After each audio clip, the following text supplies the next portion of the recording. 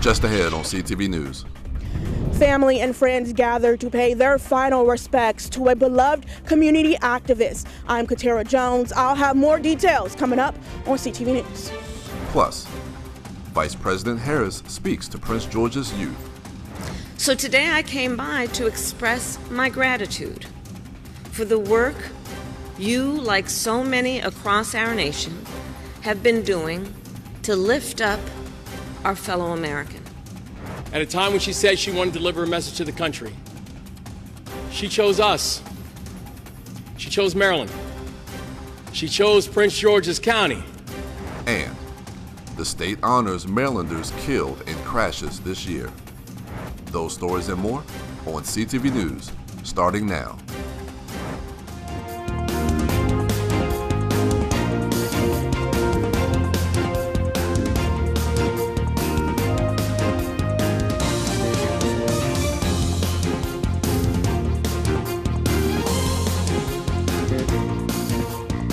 Good evening. This is CTV News for December 17th. I'm Michaela Mooney. And I'm Mariah Jalad. Thanks for joining us. Well, hundreds of people came out to the viewing and funeral service of Cornelius McDonald. The community activist and father of one was tragically gunned down outside a restaurant in Largo last month. CTV's Katara Jones was outside the City of Praise Family Ministries in Landover with more.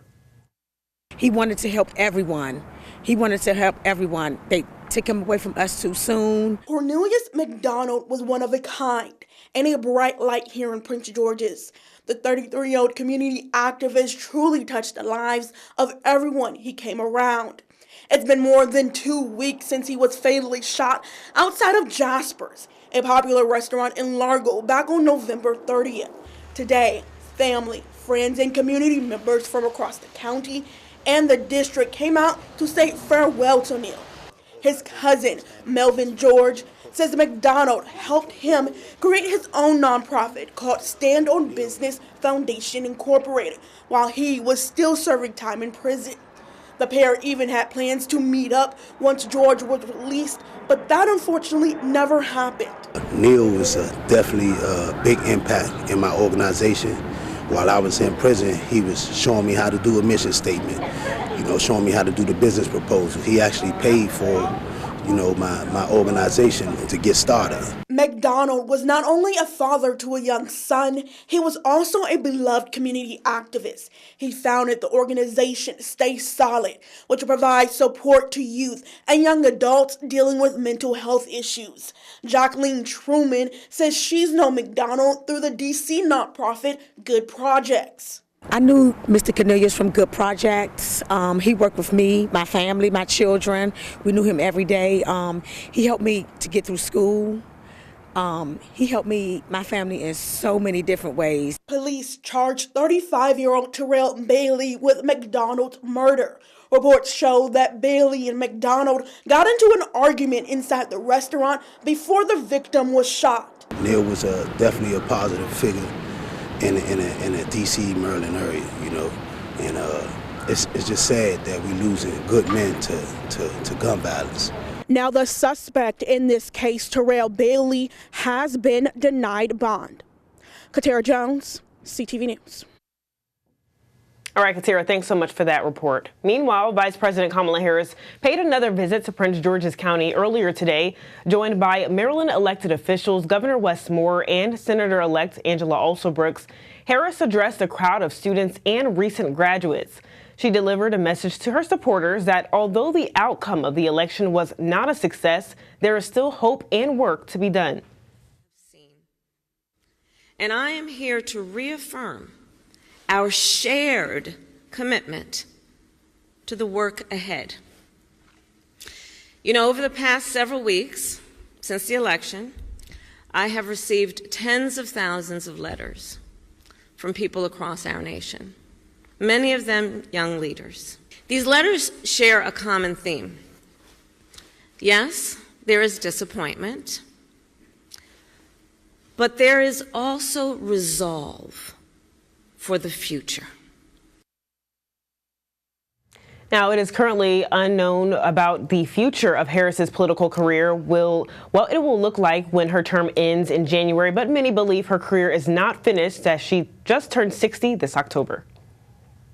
And Prince George's County Police have a suspect in custody who they say killed a woman inside of a Capitol Heights home. This is 35-year-old Erica Terry, who has been charged with second-degree murder on December 12th. Officers arrived at the 6400 block on Cabin Branch Court, where they found 54-year-old Connie Burns suffering from trauma. Burns was pronounced dead on the scene. The preliminary investigation revealed a fight took place before the killing occurred. Well, police are also investigating a fatal shooting in Suitland over the weekend. The shooting happened at the 3400 block of Pearl Drive around 4 p.m. on Friday. Officers found 17-year-old James Fitzgerald on a sidewalk suffering from gunshot wounds. He was later pronounced dead on the scene. Now, a $25,000 reward is being offered for any information leading to an arrest or indictment in this case. Well, we have an update to a story we brought you last week. Nearly 500 resident physicians and fellows at George Washington University have averted a strike after reaching a tentative agreement with the university late last night. The doctors' union announced the deal, which includes significant pay increases, a $4,000 ratification bonus, and a $1,000 annual mental health stipend. The deal caps 15 months of tough negotiations and avoids what could have been the first doctor strike in D.C.'s recent history. And a somber service in Annapolis last night as leaders and advocates gathered for the 21st annual Maryland Remembers ceremony. The event honors Marylanders who lost their lives in motor vehicle crashes. So far this year, there have been 537 fatalities on Maryland's highways. Officials say that number underscores the need for increased safety and awareness. Each name remembered tonight represents a beloved family member, a cherished friend, a valued co-worker whose lives ended far too soon.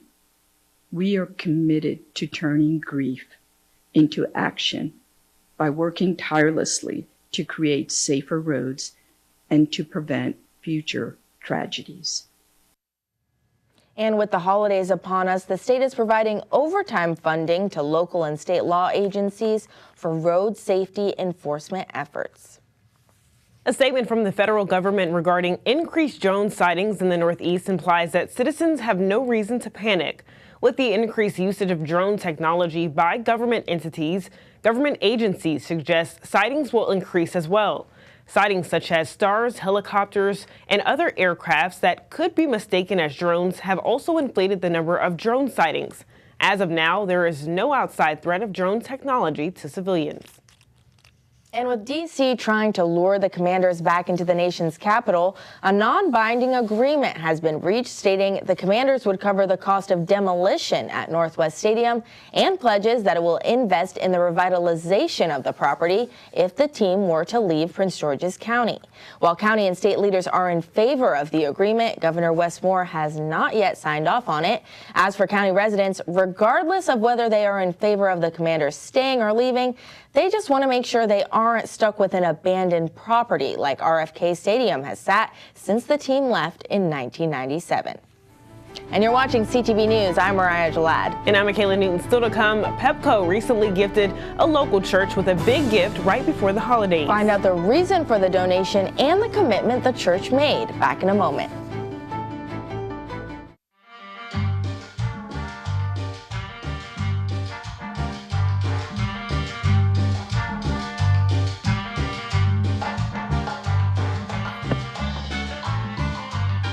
Okay, Dad, look at you. I look nice, don't I?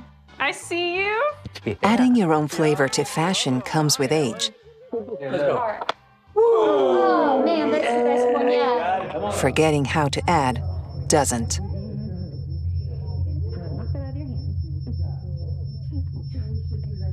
Finding it difficult to work with numbers may be a sign of Alzheimer's.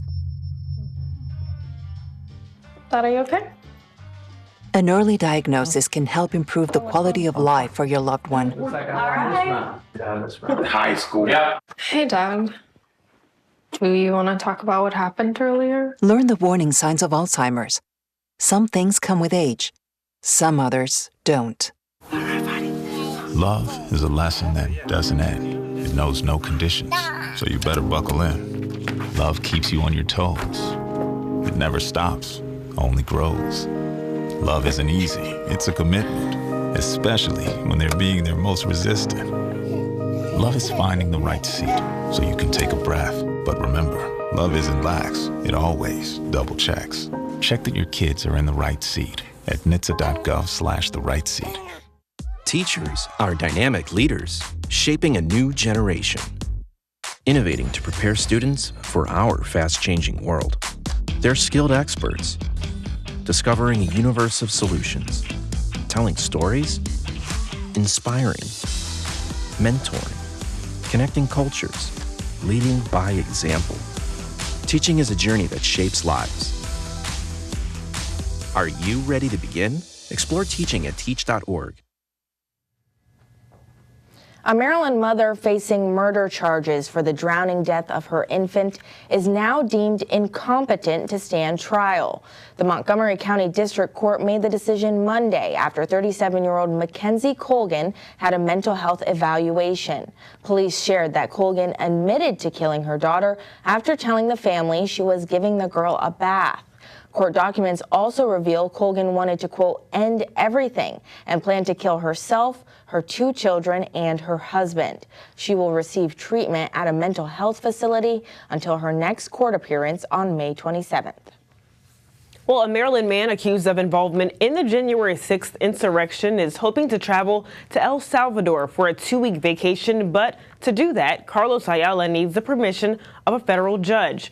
Ayala, who is charged with storming the Capitol, wants approval to travel between December 23rd and January 3rd. But prosecutors are asking the judge to deny the request, saying the defendant faces serious felony charges. Ayala's attorneys say he was allowed to travel to Spain earlier this year for his father's memorial service, but prosecutors say the El Salvador trip is for a family vacation and suggested that they cannot agree to the request. The judge has yet to rule on the motion. Well, concerns over how a recent juvenile crime law disproportionately affects Black children in Maryland have reignited the debate about juvenile crime as a whole. House Bill 814 is a state law that allows children as young as 10 to be referred to juvenile court for certain offenses. Juvenile crime has been called a crisis in Maryland cities, with more children being tried as adults. Experts say 80% of children in Maryland's adult court are Black. And some state lawmakers want to pass a bill in the upcoming session that would decrease the number of crimes for which children would be automatically sent to adult court. Well, the School Pedestrian Safety Work Group, formed by the Prince George's County Council, presented its final recommendations to improve safety around schools. After 5 months of collaboration, the group shared 18 proposals, including reducing speed limits near schools, restricting traffic during drop-off and pickup times, and conducting walk audits to identify safety risks. The work group, led by council members Wanika Fisher and Eric Olson, along with PGCPS leaders, parents, and local agencies, hopes these changes will reduce traffic accidents and create safer, more walkable communities. Meanwhile, a Brentwood restaurant is stepping up to help pay off school lunch debt for students in Prince George's County. Little Minor Taco kicked off their generous initiative on Giving Tuesday, holding a special check presentation at their Brentwood location. The restaurant will donate 100% of the proceeds from every kid's meal sold to help eliminate lunch debt for local students. Every business owner needs to be donating in some way. Since we started the Kids Eat Free initiative during COVID, this was just a natural progression. And Little Minor Taco has several locations in the D.C. metro area. And Pepco presents the First Baptist Church of Glenarden with a check totaling nearly $130,000. The check was for the church's participation in Pepco's Energy Savings for Business program. The program awards businesses, schools, and other entities who are looking to improve their energy efficiency. Our pastor has given us a mandate to be good stewards of all our church's resources, and especially even good stewardship environmentally of God's earth and we are seeking to do that. Today we're here to celebrate an energy efficiency savings project involving in the replacement of 4 very large HVAC systems, heating and cooling units, which not only reduce the church's energy bills, but also reduce CO2 emissions by 26 metric tons. That's the equivalent of driving more than 66,000 miles in an average gas-powered car, or using nearly 3,000 gallons of gasoline. In addition to First Baptist Church of Glenarden's commitment to clean energy, 50% of the electrical energy used by the church comes from their own 6-acre solar farm. And still to come on CTV News, the holidays are here, and what better way to celebrate than giving back to children? That's right, and Toys for Tots is in full swing after the break.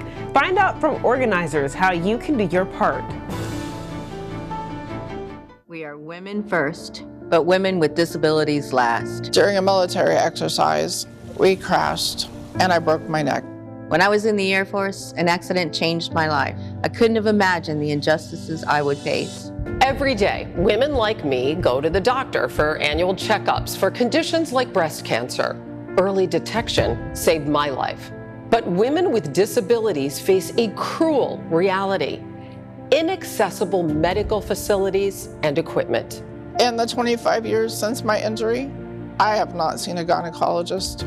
There's not one accessible OBGYN in my community. I found lumps in my breast. I went to a doctor's office I was told was accessible. But when I got there, I couldn't get through the front door. I don't know where I'd be today without access to testing. Our veterans deserve better. Help PVA fight for access at pva.org. If words were enough, I would help you bear your burden.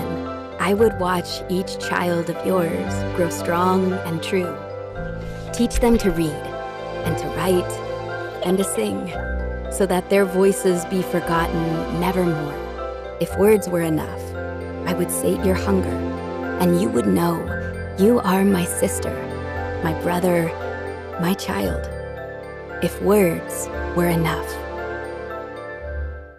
It's so hard to predict a sick kid who just keep getting sicker, but we needed to be together as a family. My family is my entire life. My family means the world to me. When we're together and we have support from Ronald McDonald House, we can be a little stronger. They provide food and a place to rest your head, and they will help you through every step. That's what gets you through every day when you don't know how else you're gonna make it. It makes you feel like you're not alone.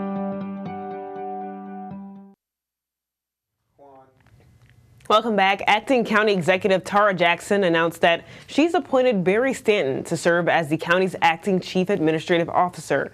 Stanton has served in the office of the county executive for 2 administrations, including in his current role as Deputy Chief Administrative Officer for Public Safety and Homeland Security. He begins his new role effective immediately. Big temporary changes are coming to Metro just before the new year.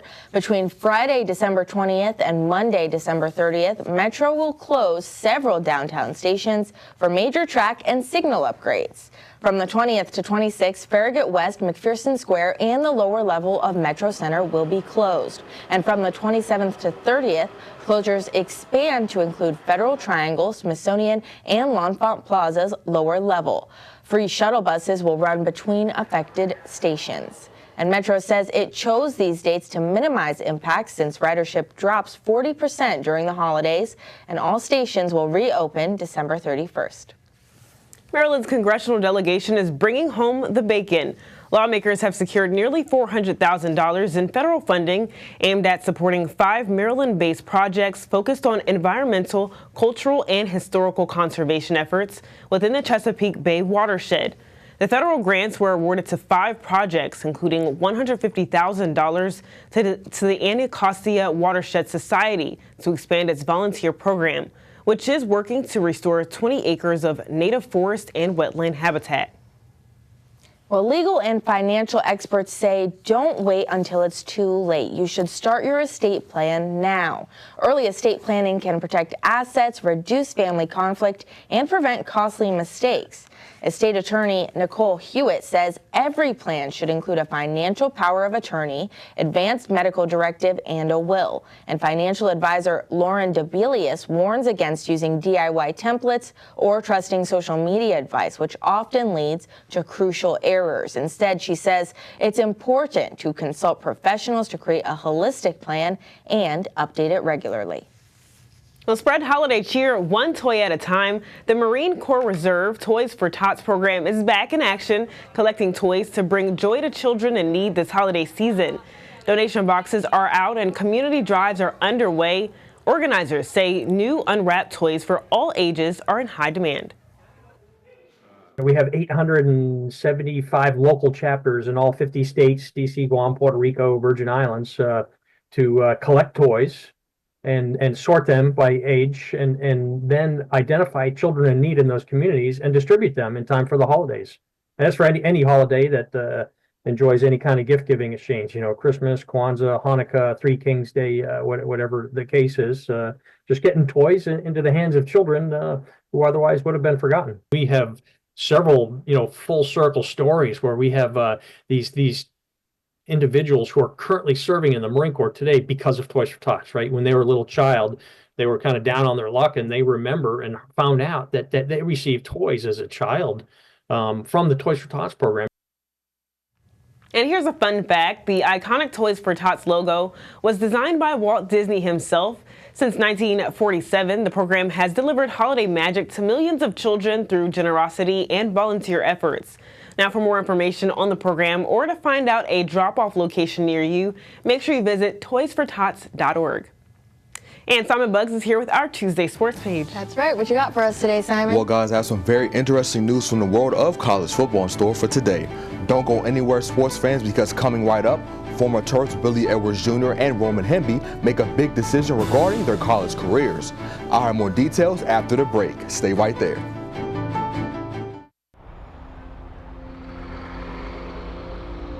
The doctor said I only had a 29% chance to find you. But I knew you were out there.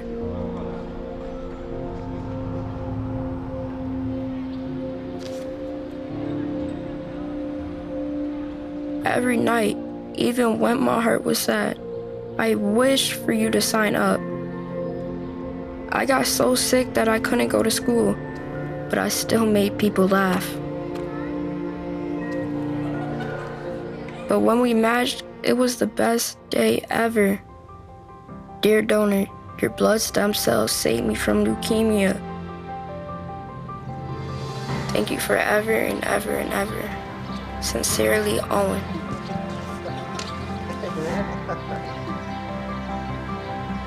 Experience the true joy of saving a life at nmdp.org. Out! Out! Everybody out! Come on!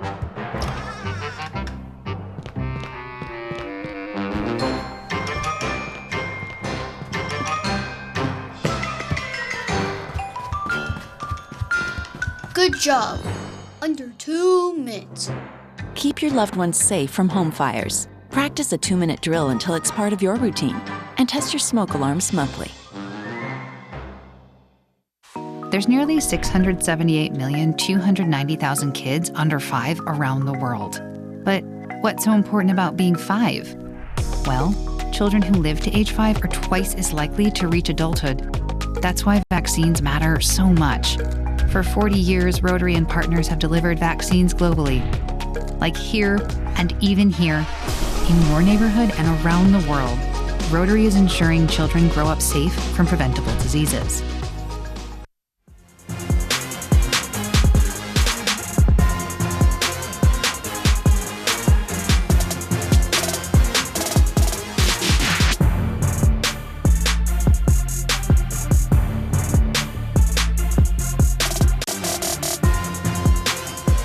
Hey there, everybody. It's finally time for my favorite segment, the Tuesday Sports Page. Let's get into it.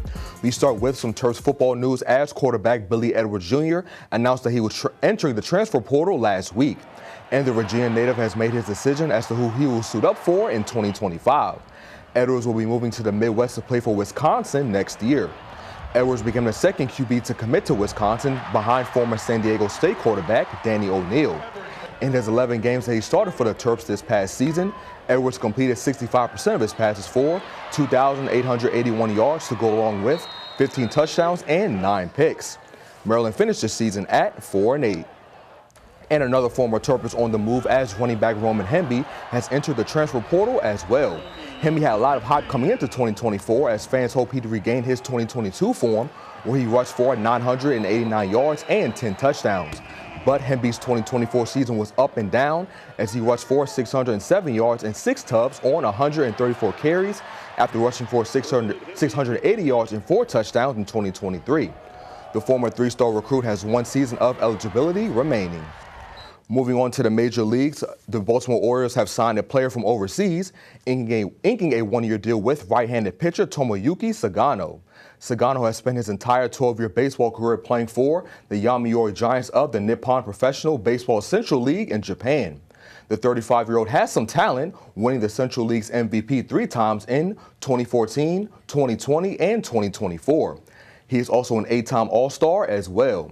And with the Giants, Sagano compiled a 136-74 record to go along with a 2.43 earned runs average, 347 walks, and almost 1,600 strikeouts over 276 career games. Meantime, there will be tons of high school boys basketball action tonight, guys. Northwestern will travel to Lanham to take on Duval. Bowie will try to grab a win in front of their home crowd when they face off against Eleanor Roosevelt. Central will try to get their first win of the season against Frederick Douglass. And finally, CMIT North takes the court versus Gwynn Park. And wrapping up sports, the Dallas Stars took down the Washington Capitals last night, 3-1. Washington will try to get a win in the Windy City tonight when they take the ice against the Chicago Blackhawks at 8:30. What did I tell you about those Dallas Stars yesterday? Anyway. You're right, okay. All right, so with both those players transferring out of Maryland, who do you see stepping up for the Terps next year? Well, guys, from a quarterback standpoint, there are a couple of options. You have MJ Morris. He's a NC State transfer. He's been in the system for a year now. He could potentially nail that starting job. And you also have incoming freshman Malik Washington out of Archbishop Spalding. I interviewed him a couple months ago. He's a very talented player. Nice young man. He could battle for that starting spot as well. And from a running back standpoint, one guy that comes to mind for me is Nolan Ray. He split some touches with Hemby this past season. He had some good plays for the team. I can see him being RB1 this past year. It's going to be very interesting to see who starts where in 2025. I can't wait to see. So we'll wait and see. Yep, we'll see what happens. All right, thank you, Simon. Now we're going to take a look at our 3-day weather forecast. Tonight will be mostly clear out. Tomorrow we'll have a high of 54 and a 90% chance of rain. Thursday will be sunny with a high of 45 and low of 30. Friday we have a high of 44 and it will be mostly cloudy. And for our community calendar this Thursday, the Department of Parks and Recreation of Prince George's County is celebrating 50 years of disability services with an anniversary gala. The night includes a sit-down dinner, festive music, an inspiring keynote speaker, and more. The gala takes place at Martin's Crosswinds from 5:30 to 9:30 p.m. But for more information, contact Disability Services at 301-446-3400. And that wraps up CTV News for now. Thanks for joining us. We'll see you again tomorrow. Have a good night. Good night, everybody. Stay safe.